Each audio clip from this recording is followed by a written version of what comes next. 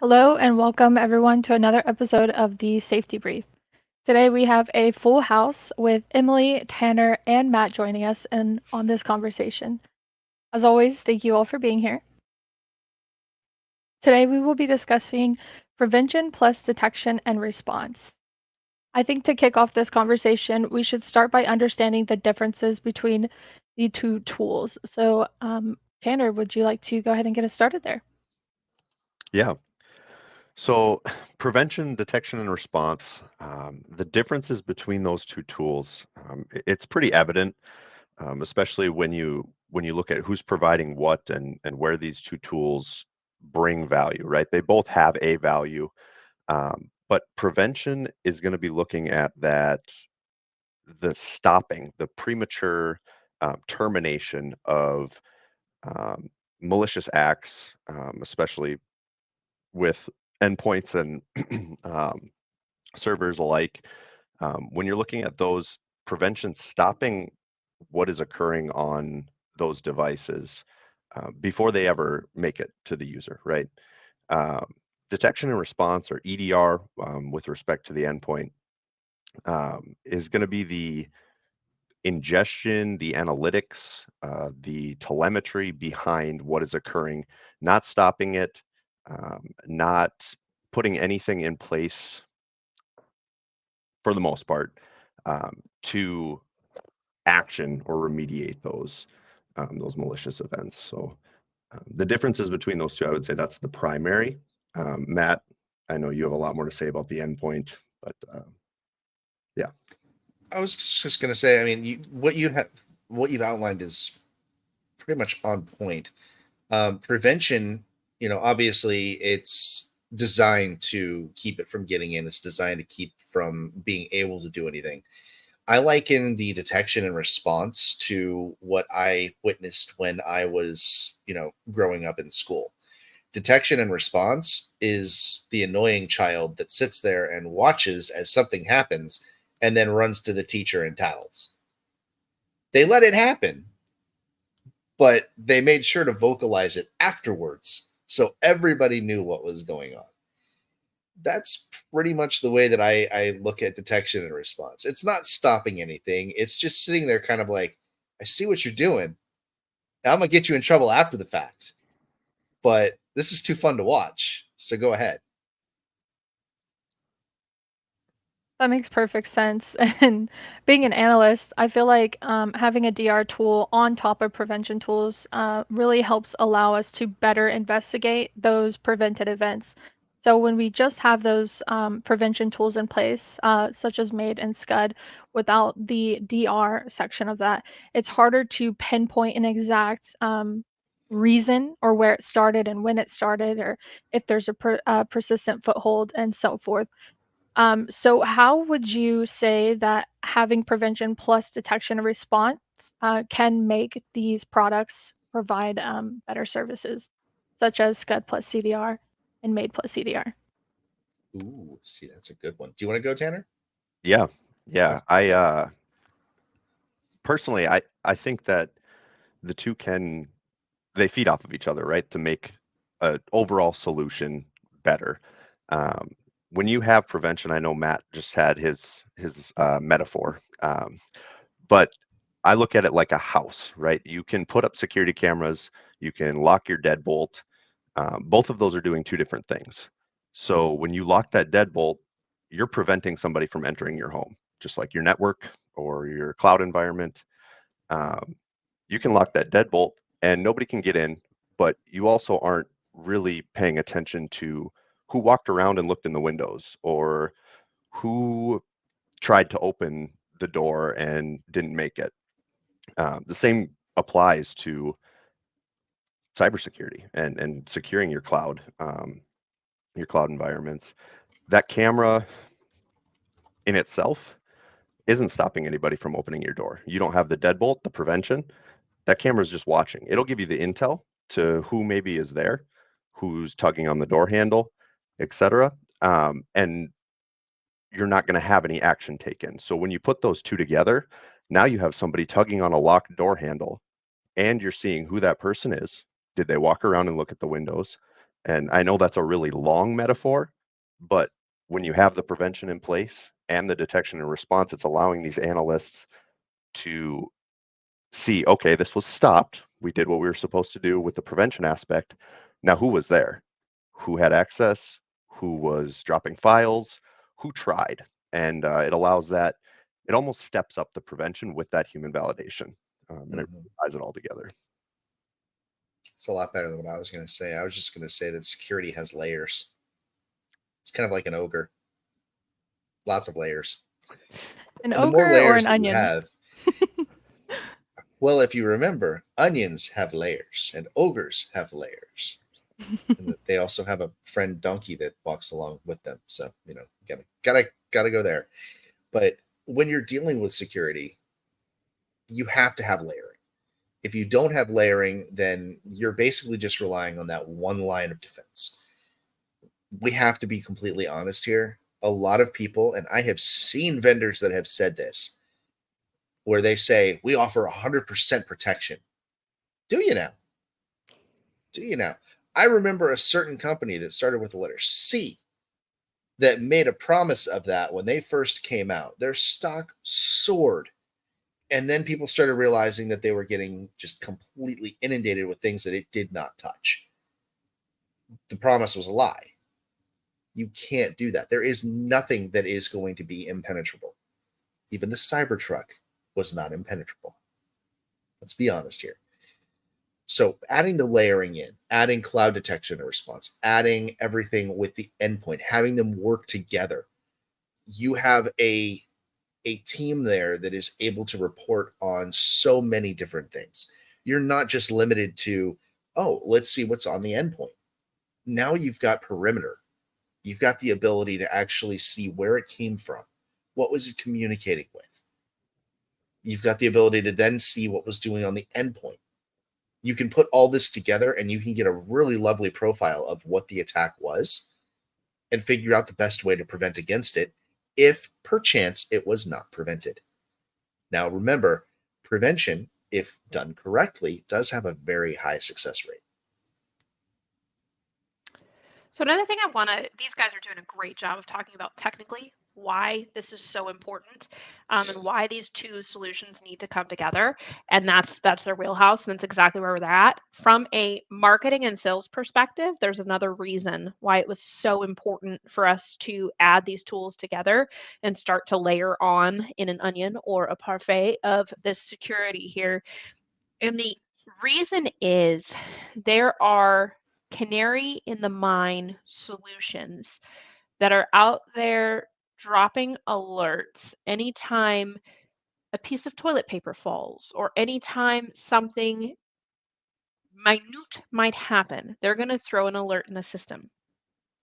And the perception is because they alerted early and often, they are a more effective tool, or they are a more gregarious tool for the solution, right? When in all reality, what we're finding is those tools, while they're alerting early and often, they're either false alerts, false positives, or giving homework for a solution that has already completed the task.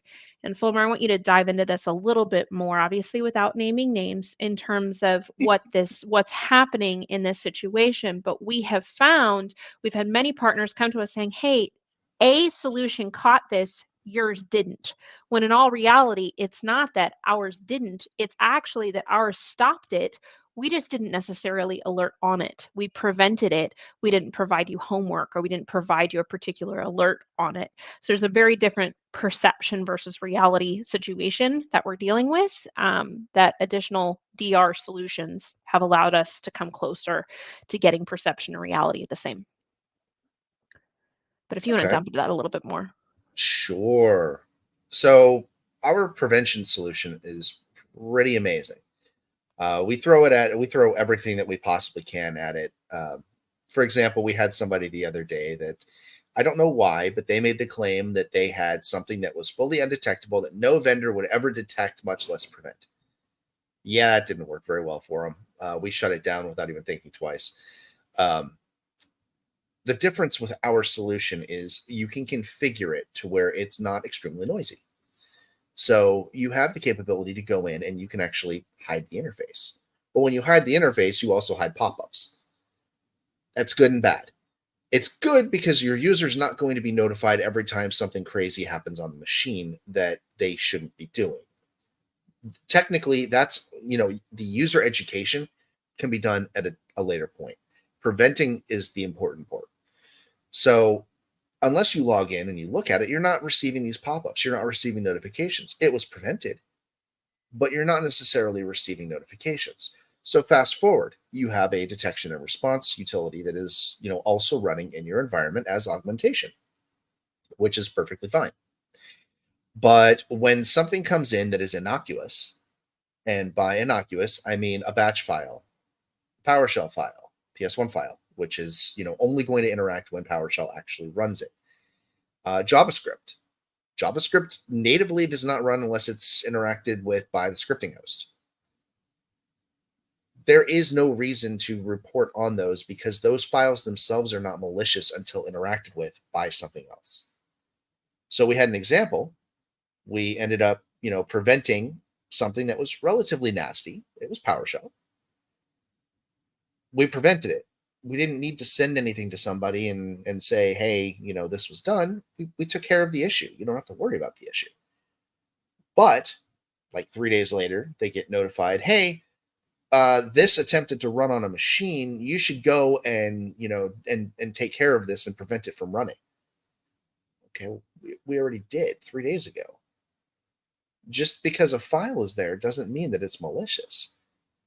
I mean, think about all of the lol bins that are sitting out there. Do you want something that's going to report every time a lol bin is, on the machine itself? It's not malicious. It's only malicious when somebody weaponizes it and uses it against you. I mean, I can only imagine if somebody finds any of the, I think it was 30, 40 some odd drivers that Microsoft had that were vulnerable, if they start classifying those as a precursor or an IOC, you're going to start getting inundated with a whole bunch of Microsoft files that it's going to say you need to action this. Okay, well, if you delete those, you're going to have a really bad day. Your system's not going to run anymore. So it comes down to having a little bit more and the understanding of what's being prevented versus what's really giving you homework to go in and research that may not actually be malicious and only becomes malicious when it's been acted on or weaponized. I think it's also important to think how BLOKWORX likes to promote the fact that we provide peace of mind. So when you get those type of alerts saying, "Oh, this malicious file is on here. It's from 3 days ago," from your example, and they're thinking, "Oh my gosh, like it's already in my environment. Anything could happen." But when you have the prevention on top of that, you have that peace of mind. And we're not giving you homework, like Emily said. We're not telling you to go in and find this file and do this and do that. It's already prevented at the time of the event. So it is nice to have that extra layer of understanding what's there and what it is, but it's also really important to have that layer of prevention. And The I won't. important thing. Oh, go ahead. Go ahead.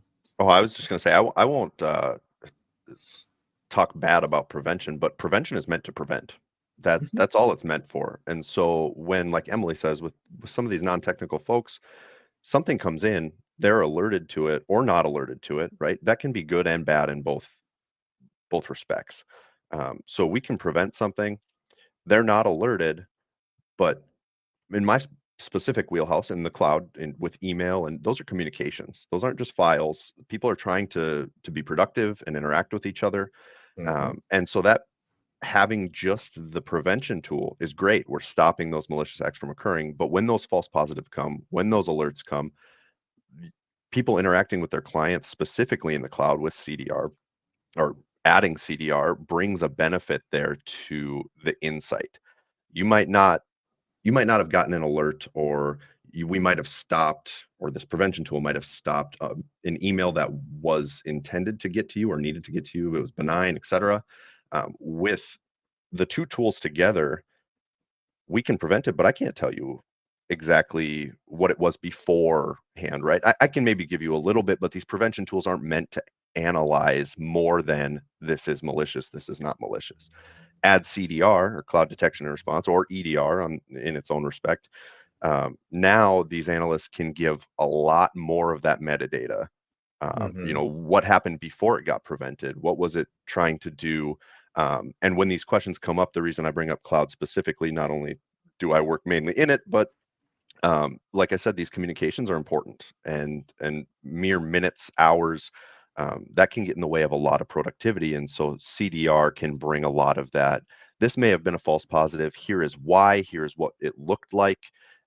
We saw it here. We stopped it here, and then you can go and obviously act and tune and help that AI become better at what it does best, preventing. And another thing to remember is the R in the EDR or the DR or the CDR is response. It's not remediation. That's a very important thing. I think a lot of people don't really catch on to the fact that response doesn't mean that it's going to do more than notify. That's why having all of the data, having everything that's necessary, is going to allow you to go in there and do that remediation in the event that something is not prevented outright. It's going to cut down on the time that you're going to have to take in order to investigate, to make that educated decision, to then get people back on their way doing what they need as part of their daily job. I want to tie back onto Tanner's analogy with the security system. For me, when I think of detection and response, I'm thinking we have those, like the cameras and the doorbell camera, and we get the notification, but our front door's unlocked without the prevention. So you really need both of those to commingle together for it to be secure and bring like profit.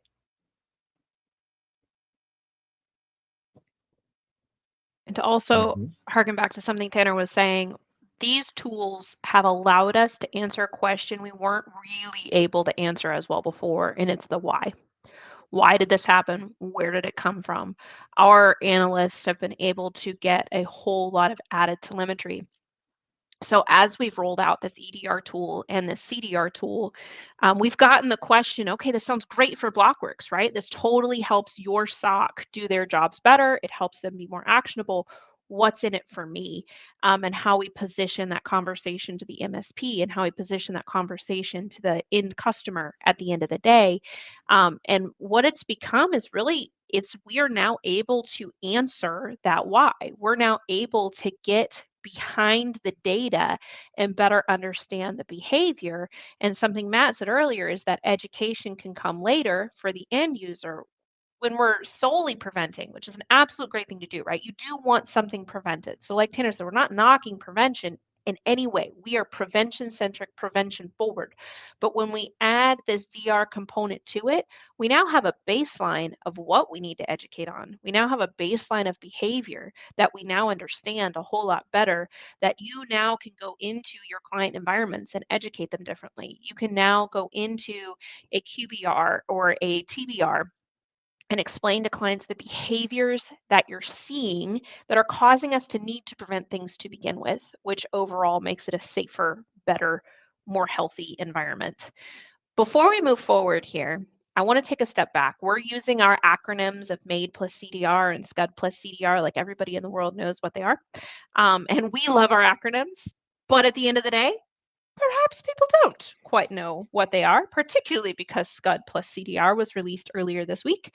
But if, Matt, you could take MAID plus EDR and just give us a brief rundown of what that is, what the components are. And then Tanner, if you could take SCUD plus CDR and give us a brief rundown there for those that may not be as familiar, that would be stupendously fabulous for us. And for those that are like, you know what, I'm not going to ever use SCUD, or I don't think I'm ever going to use SCUD, or I don't think I'm ever going to use MAID, this is the part of the conversation where you can cue in and say, oh, but this is the tool that I utilize for that, to make it make sense.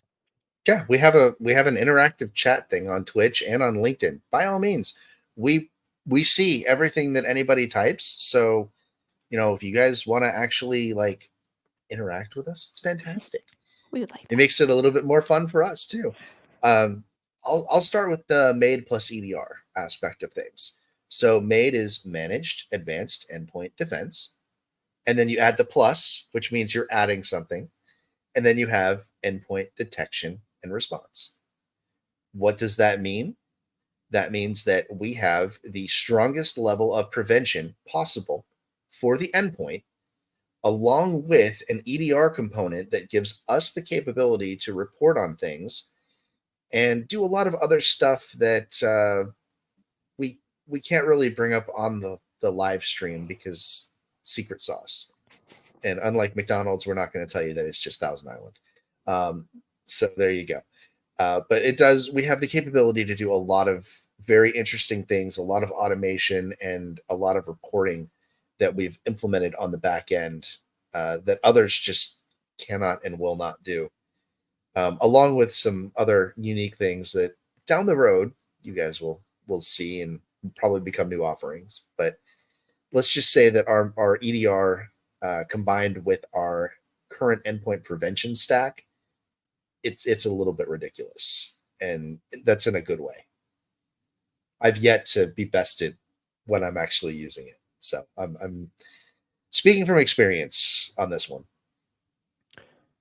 And for Scud, very similar to what Matt was saying, Scud is going to be your secure cloud unified defense. So we're taking those concepts that you have with endpoints and we're bringing it up into the cloud, obviously becoming much more popular.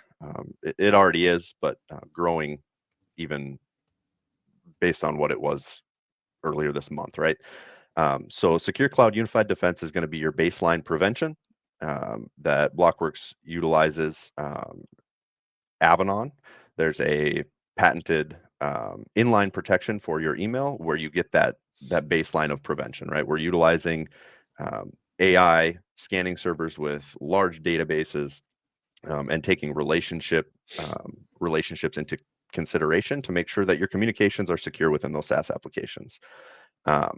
Now, the CDR portion of this, very much like EDR, your cloud detection and response, this is bringing in everything that Matt said on the endpoint, the same, to the cloud. You're going to be able to gain that extra telemetry, build in extra automation. It's adding with that plus CDR, it's adding to the value that the prevention already brings.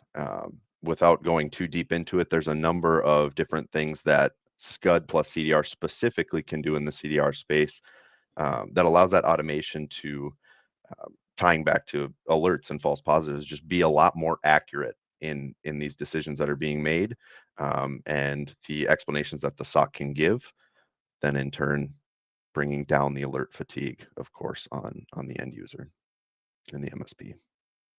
So one thing to point out about that, you mentioned the fatigue. So first off, I have to throw this out there. BLOKWORX has a 100% US-based managed SOC. Okay? That's something that I don't know many others that can actually say.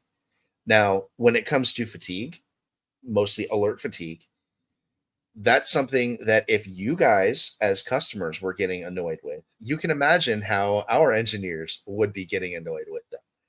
So our entire goal when we're adding new products to our mix is to make our jobs easier, which means that inherently it's going to make your jobs easier because you're going to have more information provided to you while our team on the back end is managing everything to keep you safe. So, we talked about the security system. We talked about the cameras. Okay, well, I guess that we would incorporate BLOKWORX in there as basically being the suit of armor around the world. I mean, that's the best way that I can really look at it. All of this ties together. All of this works together in absolute harmony. The goal is to keep our way of life as we know it without being impacted. If you guys haven't seen lately, there was an attack in Pennsylvania on a water control system.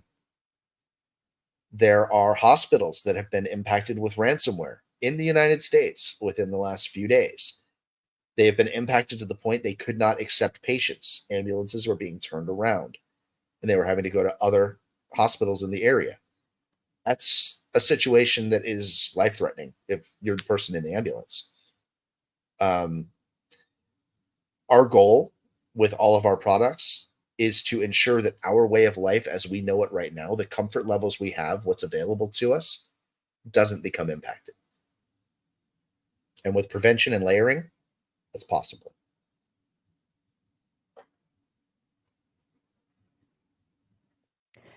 There we go. All right. So it's with this prevention and layering, it's one of our defense in depth methods in terms of we have specific things, complete visibility, defense in depth, all these kind of things. We can go into the specific principles, but I want to dive into a little bit more where this can go overboard and talk a little bit about people that layer on tool after tool after tool, thinking that they're adding protection and thinking that they're adding security and safety because of the number of tools and really the pitfalls that can come from that, whether it's configuration, whether it's full utilization of the tool, or whether it's just generally false sense of security. So I kind of want to talk about this principle a little bit about the pilot hiring deeper when it comes to cybersecurity services. And does that make you more secure? Or does that make you more vulnerable? Yeah, I can start here. By all means, go for it. So it's something we've heard very frequently, right? There are a number of our partners that come to us with, I mean, I've heard everything upwards of 30 different solutions, which is absolutely mind-boggling. And I could see with maybe limited education in the space where that would seem better. But it was something we were looking at earlier with misconfigurations. You can have all the tools in the world, and you can put them out there. We like to call it set it and forget it. You can put them out there, put them in place, attach them to your tenant environment or organization's environment, and just watch everything happen. With that, um, there's additional issues that are gonna come into play, right? You might have a SOC with 5, 6 people. Now you have 30 tools, 5, 6 people. Each of those tools are bringing in thousands of events. And there's a piece of this that's tuning as well, right? That where I mean, you can tune that down. That's also man hours on your SOC, all tying back to this fatigue. Um, the overall number of solutions or products that you put in place is solely their value is solely brought based on the configuration and care and feeding that you provide them. So with that being said, we are sitting here talking about a prevention solution and a detection and response solution.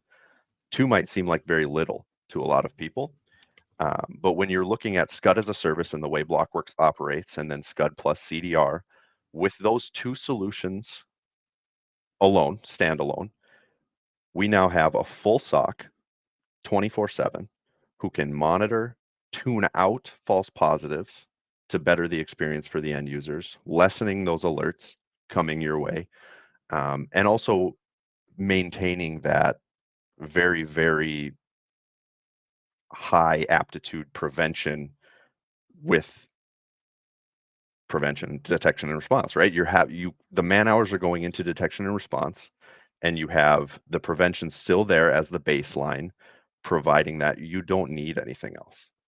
In short, um, there's a lot of time that goes into the configuration of these tools to make them the best that they can be.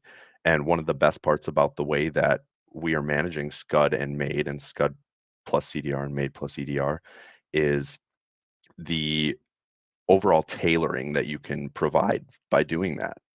Having that manpower behind the two tools, respectively for each different layer of the environment, allows us to bring a better experience to the end user. We understand that not everybody is developing, right? You're not in the cloud coding constantly, building these products with intellectual property, et cetera. And there are also people who don't even download a file once a month. And so those different aspects can all be managed within these two tools. And I ran this response on quite long, but all in all, no matter how many tools you have, it's going to come down to how you treat them, how you manage them, and that ultimately is going to give you the output you're looking for and the value that you need. All right. So from the endpoint side, we talked about set and forget.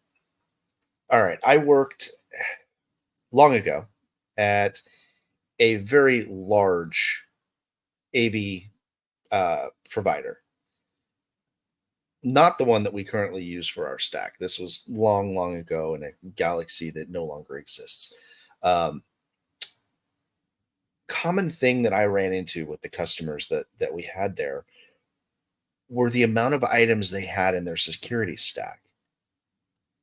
They had everything known to man. They had every possible solution that they were trying to run at the same time. Now, couple that with the fact that their IT department was tasked with being in charge of their security solution. I hate to tell you guys this, but your IT department probably is not as well versed in cyber as an actual SOC or members that have any kind of security background that you have available. What happens when you buy products, you implement them in your environment, and you think, oh, the default config is perfectly fine? Well, that's what you get. That's what we call it. We call it the easy bake oven method of doing security. It does not work. It is terrible. You cannot actually operate that way. A security solution has a baseline. Security solution baselines are designed to be tailored for your environment. One size does not fit all. These are not gloves. These are not hoodies like all of us are rocking right now. It requires interaction.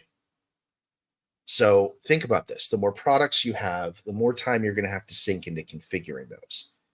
On average, for a mid-sized enterprise company, and I'm talking somebody that has maybe 1,000 endpoints, you're looking at it taking the greater part of 6 months to a year to properly tune one product for your environment. If you have 8 products, there's no way you're getting them tuned in that first year. You will not have the manpower. You will not have the capability to do that. That's where having a team that is versed in this can expedite the process. Takes that off of your plate, ensures that you are configured the right way, goes through and monitors what's coming in. And if something does come in, communicates to you and says, hey, this came in. We need to investigate this. Are you aware of it? So you don't have as many notifications blowing you up as, most people would. It gives you the capability to focus on what's important. Running your business. Keeping your end users doing what they're doing, which is generating revenue for you. That's the important thing. That's what everybody's looking at these days. And this, I don't even, just based off of what you said there, Matt, I had something on my mind with some of the databases that are utilized. And I genuinely have this question. I'm not sure of the answer, but you might know. The databases that are being utilized, by adding more tools, how many of these tools are using the same malware database? Or what are you getting additionally by just stacking a bunch of these tools? Interesting you bring that up. So from working at one of those large vendors, I can tell you this. There is no communication between different vendors, which is why if you go and you look at what a threat is classified as, it's always different. Nobody has the same classification. In fact, when threats are actually found, you would think the first thing would be letting people know we have a new threat. It's extremely severe. Here's how we prevent it. No. Vendors sit on it. If they find it, they sit on it. They will let it run rampant for 2 weeks out in the wild until they're sure that their solution is able to prevent against it and that they've built everything into their content files. Yeah, content files, the hash or whatever signature they want to put in place. And then they'll come out and they'll say, oh, look, we found this. We prevent against it. Cool. How about the 2 weeks it took you to actually implement your solution? All your customers were still getting hit with it. It still wasn't being prevented, but it's okay, guys. 2 weeks later, we prevent against it. Which is why I laugh, because I'll find things, I'll throw them against our solution. It's prevented. Nobody will have any recollection of what's actually out there for this. But then a couple weeks later, I'll see another vendor come out and say, we've discovered a new threat. Okay, well, if you discovered it 2 weeks after I did, then did I create the threat? Because that's kind of how it feels. We're preventing it before anybody knows that it exists. Everybody else is just kind of sitting there playing catch up. And it's because they're waiting for it to either, trip one of their rules for their EDR, or they're waiting for somebody to get hit with it and get that machine so that they can reverse engineer, what's actually on the machine and find that threat. And so the communication between all of these organizations, but you cannot stack your products and get any better protection, right? Because they aren't. In fact, when it comes to an endpoint solution, you guys have heard of filter drivers, right? Well, I'll give everybody kind of a brief rundown, because I know we're nerds. We know this stuff. Other people may not. A filter driver is going to basically be, long and short, a driver that is on the machine, which gives different capabilities or access to parts of the system. If it is a kernel level driver, such as what McAfee, Trellix, Norton, SentinelOne, any of these guys are leveraging, it gives them direct access to the file in, file out. Anything that's going through with the file system. So what happens when you have multiple AV solutions on there? Well, that's where it gets into Windows fun. There's a thing called altitude and elevation. It's where the driver resides in the call order on your system. One has to be the alpha. Everything else has to be below that. So one of your solutions is going to be your primary solution, and the rest are just going to be sitting there going, oh, hey, they missed it. I can prevent against that. So adding all of those in there doesn't necessarily mean that you're getting better prevention or better detection or anything. It means you have a whole bunch of things sitting there waiting for something to fail so that it can try to take an action.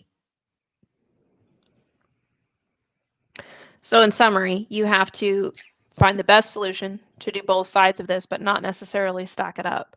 So Correct. Let's pivot to the opposite objection that we get here, where people have been preached vendor diversity. And we know vendor diversity is important, because if one solution, you have all your eggs in one solution, and that solution has an issue, now everything has an issue.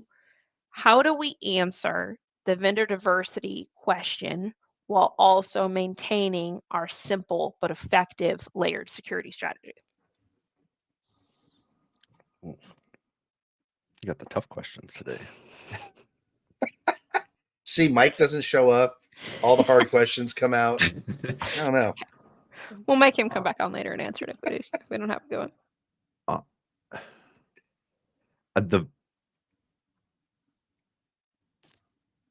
I mean, to kick it off, go ahead. Oh, go ahead. Go ahead, Emily.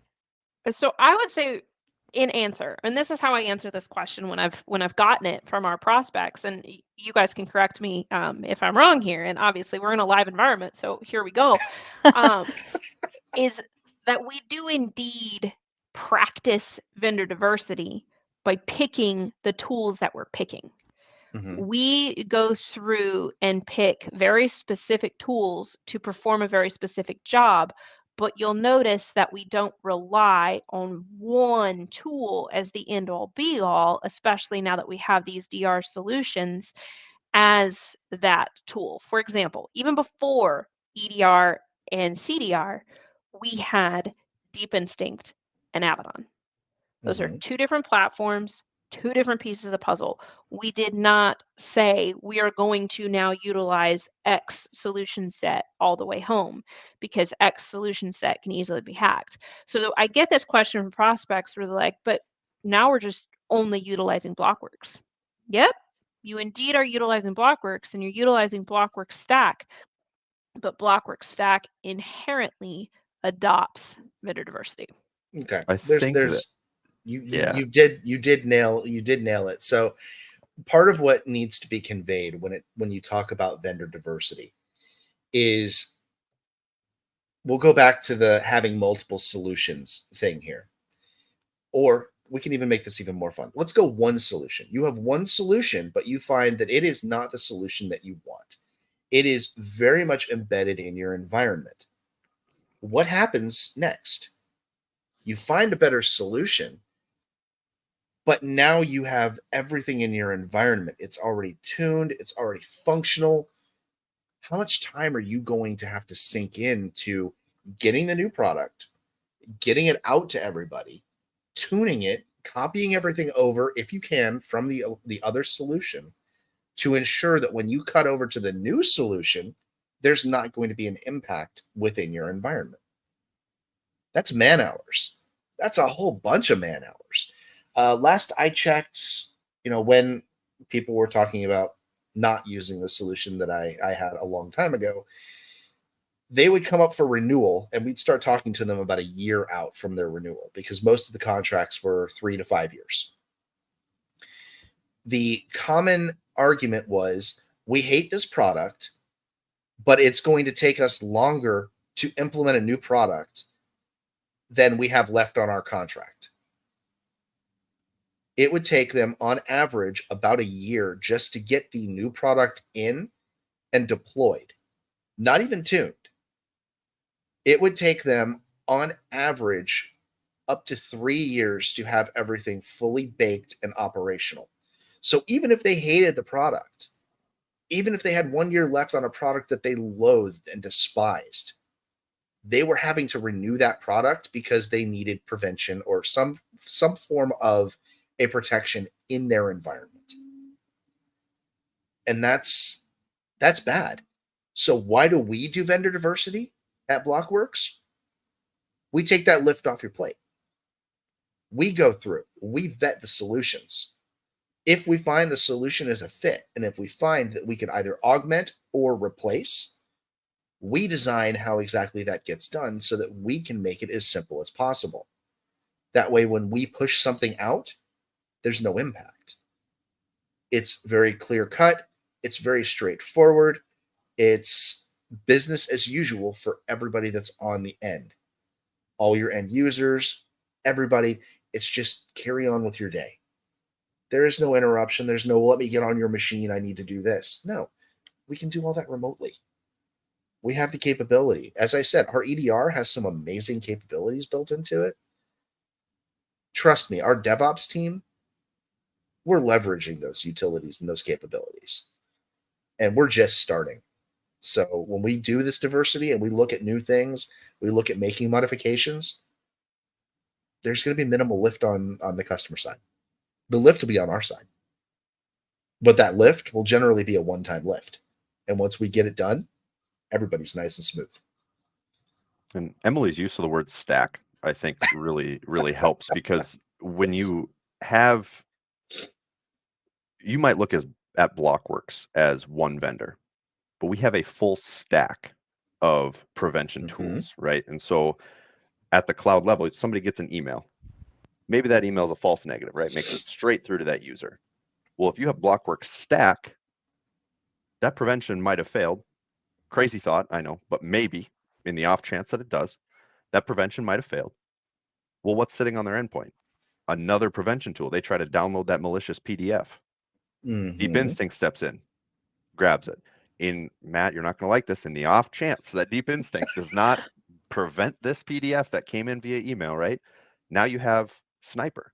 I know we haven't talked about it, but you have a Palo Alto firewall sitting there. They try to laterally move that PDF. And now you have a firewall sitting there waiting to prevent. It's not, I think when you're looking at detection and response, you can look at those tools names, right? And call that vendor diversity. But you can also look at the EDR on the endpoint. The EDR on the endpoint now has the capability of finding lateral movement and all that fun stuff. There is plenty of diversity within the BLOKWORX stack. People get caught up on, I need 3 tools for my SaaS applications. I need 3 tools for my endpoint. Well, when you have prevention-centric postures sitting at the cloud, on the network, on the endpoint, that's a lot of diversity there and a lot of options you have to stop what may have been a false negative at one of those locations. And so the stack really, it's something I thought about right when you said that, and there is diversity in the BLOKWORX stack. Let's Very add much one so. more piece to that, and let's bring this back to something that everybody's going to be looking at: money. All right. So we have this stack with all of our different vendors that we're leveraging, right? Think about if you were doing this on your own. You have your stack with all of these vendors. Something goes sideways. Who's going to have to spend all the time going back and forth with their support trying to get things done? Who's going to have to spend the time drafting up feature requests, following up on feature requests, making sure they're implemented, taking meetings to follow up on everything? Well, that would fall on you.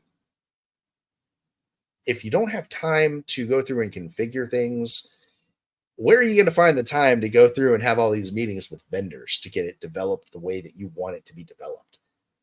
That's why you have a team that manages everything. You want feature requests put in? Cool. You tell our team approaches the vendors and says, we need this put in. What's the difference between you going and us going? You're one customer. We are acting on behalf of all of our customers.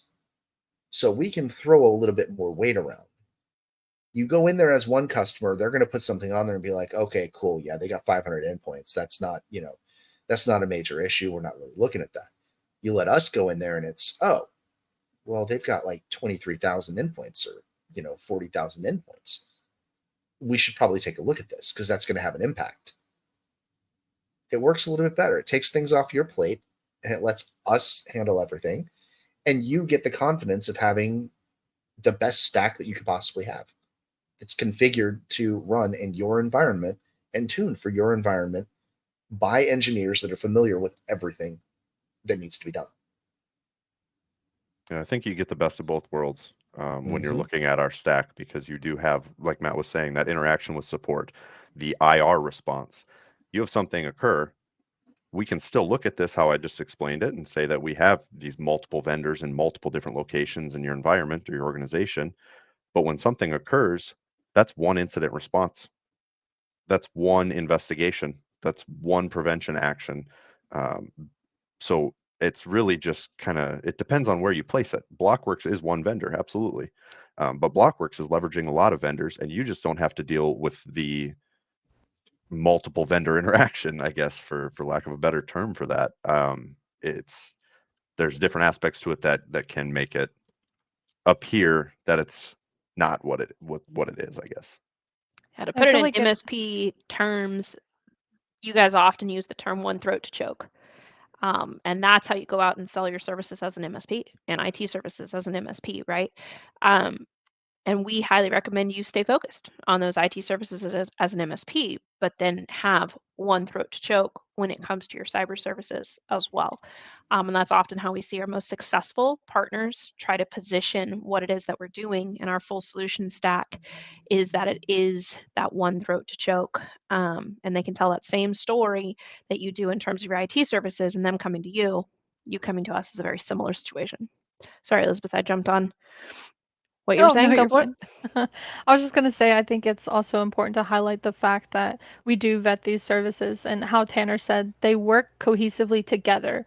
So when you have all, you know, too many items on your stack and they don't cohesively work together, that's when it could get nasty. However, when you're utilizing BLOKWORX services in our stack, everything is tested and fully vetted prior to pushing out to our partners, obviously.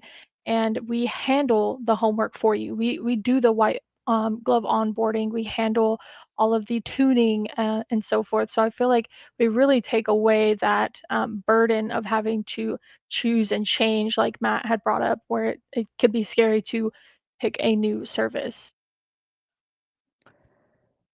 That segues super well into something I want to touch on before we close out here today. We want this to be valuable, obviously, to BLOKWORX partners. We want this to be valuable to people that might become BLOKWORX partners.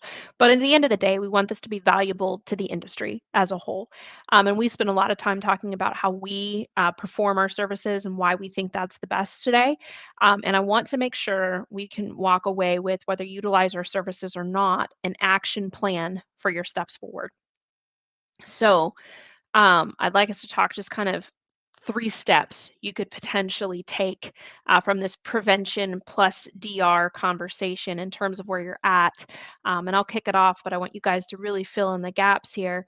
Is if you are currently utilizing solely a DR solution, you need to add prevention and find that prevention centric solution that makes the most sense so that you're hitting things before they happen as opposed to watching something happen and then tattletaling to the teacher later, like Fulmer eloquently put earlier.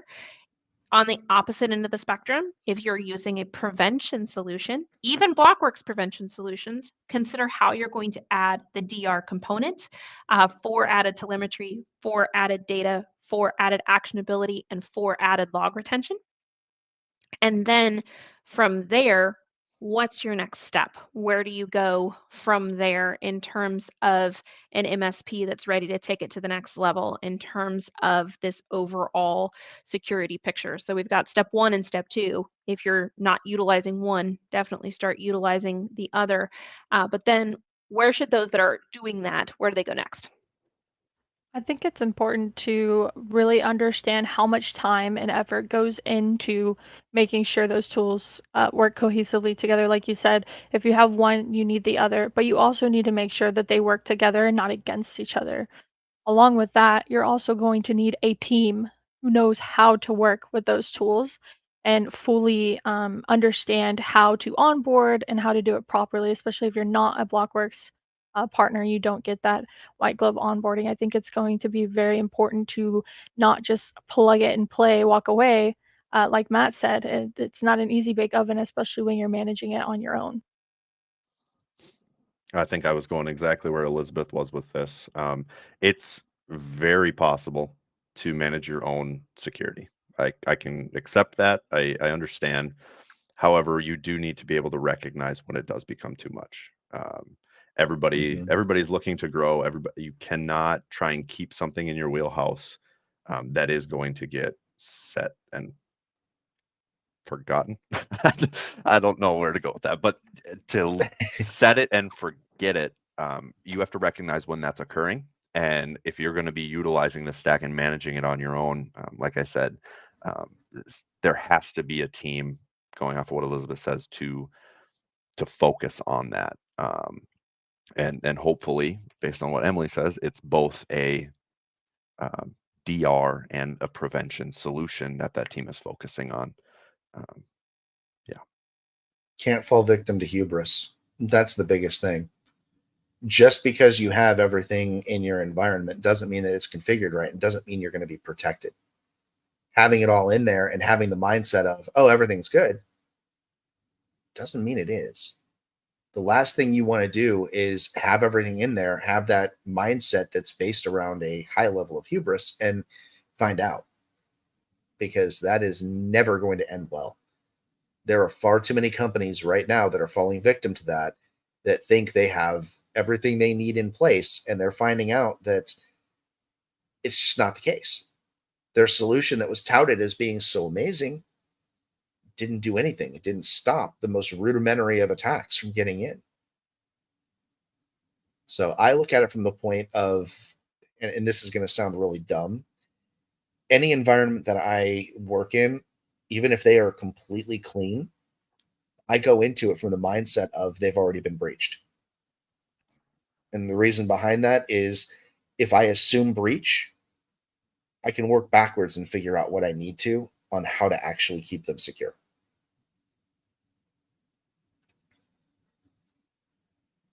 It reminds me of something my father told me growing up. He flew paragliders, and as you know, it's a little dangerous. It's a wing and a giant propeller on your back. So he would always tell his students and me, is we go outside to kite. We don't go outside to fly. We're not going to ever assume that the conditions are well enough to fly. We're gonna go out there and feel the environment and see, what should be changed and if it's the right date, if the wind is right, and so on and so forth. So I think it is important to know your environment and not have that I'm gonna go flying today kind of mindset, or my environment is fully protected at all times just because I have something in place. It's that constant vigilance, and whether that constant vigilance comes from your internal team or whether that constant vigilance comes from an external team, that's really the wake up call that you need to have in terms of what is the constant vigilance on your solutions.